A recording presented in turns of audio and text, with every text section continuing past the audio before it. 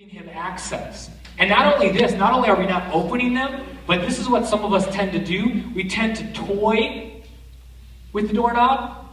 And what we do is we give the devil a foothold where the door we might not think, well, it's not totally open. I mean, I just kind of participate a little bit in that. But what we've done is we've given the enemy a foothold to allow things into our lives. So 3 doors of decisions that we just read about right here in 1 John. First one is this. It's lust of the flesh. Write this down, lust of the flesh. And this is just our passions. Our passions. Lust of the flesh, our passions, our appetite.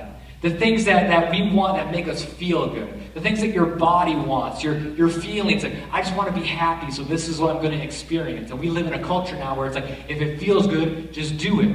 And that's nothing new. When you study out Scripture, they were doing that. They were doing crazy stuff back in Paul's day. The idea of, hey, whatever your heart, we say this, whatever your heart wants, just follow. But here's the problem is, sometimes my heart is messed up. Sometimes my heart is in the wrong place. So if I just follow my emotions, look, if you would have all followed your emotions, 75% of you would still be at home in bed in your PJs drinking your coffee because it's freezing outside. Your emotions are like, just stay at home, you know? Our passions, the things that make us feel good, oftentimes it's linked to sexuality. The idea that, hey, if it feels good, do it.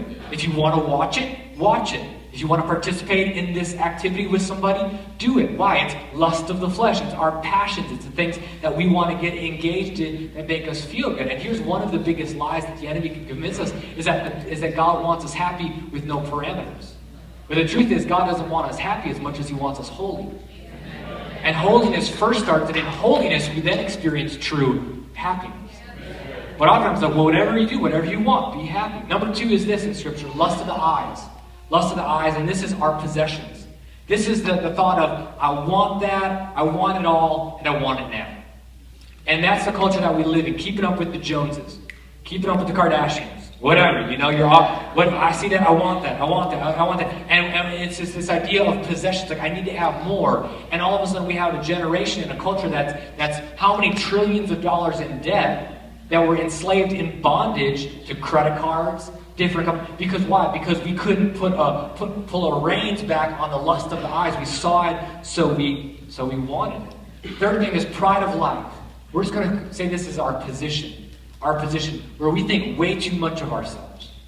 We think way too much about our accomplishments, what we can do, what we've accomplished, how it's all on me. And this is interesting because the first 2 you're like, ooh, that sounds nasty. Lust of the flesh, lust of the eyes, that sounds bad. Pride of life, that's not too bad. But here's the thing, pride of life, the third thing, is the only thing in Scripture where God says, if you and I have it, he'll actually resist us. That he'll actually resist those that are proud. So 3 doors of decisions. The idea of lust of the flesh, our passions. Lust of the eyes, our possessions.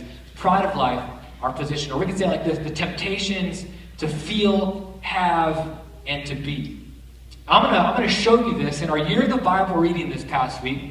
We read through this story in Genesis. I'm going to show you in the Old Testament and in the New Testament how the devil has not changed his method, and then we're going to find out how to deal with these things. So in Genesis chapter 3, I'm going to actually jump down to verse 6. We're going to pick up in the story of Adam and Eve, and they're in the garden. God's created this garden. He's created the first man, Adam and Eve, and God says, hey, enjoy it, be fruitful, multiply. We talked about that Wednesday night on Facebook Live. We do Facebook Live every Wednesday night at 9 p.m., where we're going to talk about our Year of the Bible stuff, so you can join in with us.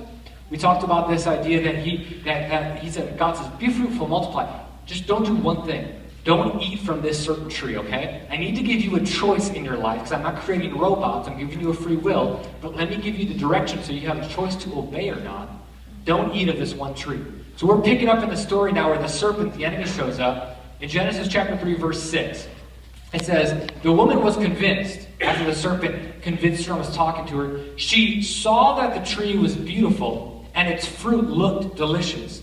And she wanted the wisdom that it would give her. So she took some of the fruit and ate it. Then she gave some to her husband who was with her, and he ate it too. And at that moment, their eyes were open, and suddenly they felt shame at their nakedness. Have you ever made a decision that you thought would be good, and the moment you made it, you realize how guilty you feel? How shameful you feel, how convicted you feel. The enemy's always wanting to convince us. They felt shame at their nakedness, so they sewed fig leaves together to cover themselves. Now look at this in this text. Let's leave that up there for just a moment. It says this, that she took some of the fruit and she ate it. She consumed it. She took a bite. Her flesh wanted it, so she participated in it. What is that? That's lust of the flesh. That's the passions. I see that. I want that. It feels good. It's going to taste good. I want it. She partakes in it. Next thing is she saw that the tree was beautiful. Lust of the eyes, she saw it, possessions, what it has some things in it, it's going to make me experience a greater level of freedom or wisdom or whatever it might be. She saw it, she visualized it, she started toying with it in her mind. Lust of the eyes, the possession. And then the third thing, it says she wanted the wisdom. She says, I want that in my life. There's pride, the pride of life, the position. I want that thing if it's going to make me this way. If this is going to make me like God, then let me partake in it. Let me consume of it. So we see even in the beginning of creation, the enemy has used these three doors of decisions to try to get you and I to mess up and to make mistakes. That if he can get us to want to participate in something that makes us feel good, or if he can put a picture in front of us that makes us want that thing, or get us consumed in our thoughts about our position in life, our pride, it's all about me and what I do, he can get a foothold and we'll end up opening the door to him. And here's the thing is when we open the door, before you know it, we're weeks, months, even years into our life experiencing difficulties in areas that we have no idea. We say to this, I have no idea how I got here. You don't know how many people I talk to that say, Noah, listen, I'm being honest, I have no idea how my life got to this point. And I can say this because at one point in your life, you opened the door and the enemy got in to have free access and begin to make mistakes. And you gave him your authority, my authority in our life that we have. We give the enemy access through our choices, our decisions to come into our life and begin to mess with us.